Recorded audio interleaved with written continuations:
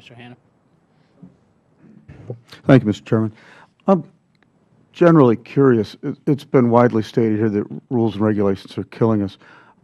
How do you personally feel about that? Do you think that's a fair estimate, a fair interpretation? Well, And coupling with that, how much of what is done in your office is subjective? And what type of people do this? those are great questions. Thank you.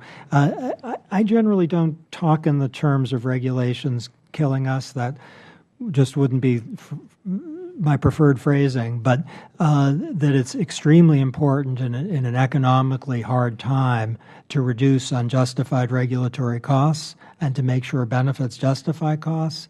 Absolutely. So the fact that we're able to save billions of dollars in regulatory costs, that's a very good thing. In the SBA's report in February 2010, what they said was their own interventions have contributed to the elimination of $14 billion in regulatory costs.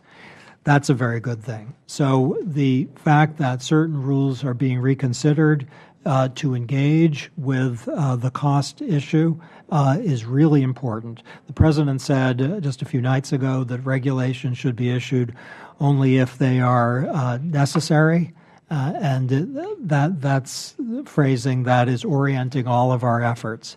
And so the idea of getting hold of the regulatory process to make sure the benefits justify the cost, to scale back on justified requirements, that is a very high priority. To get a hold of the problem of regulatory uncertainty for small business in particular, that's something the President has directed all of us to pay very careful attention to.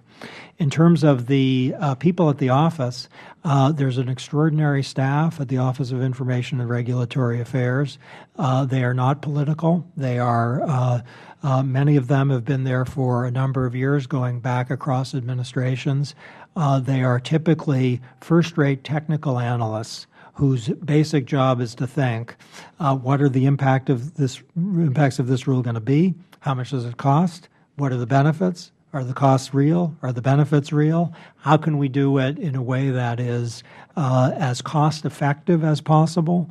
And they've been doing this work in some cases for a couple of years, in some cases for a lot longer than that, and they are highly professional. Which way would you describe the subjective momentum of what they do in terms of regulation?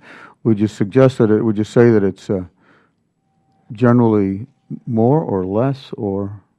Well, I think the goal is to be as objective as possible. And with respect to a regulation where the anticipated cost is between, let's say, $100 million and $500 million, we want to get as close as we can to the objective account. And it wouldn't be shocking for a random regulation if those who are excited about it, let's say, in a community outside government, think the costs are going to be lower than we expect, and if those who are nervous about it think the costs are going to be bigger. And we work really closely with the Council of Economic Advisors, which is an indispensable partner in getting the economic analysis right. So I would say that really our goal is to get the numbers right. The subjectivity is hard to eliminate from human life, but objectivity is our goal. And do you think that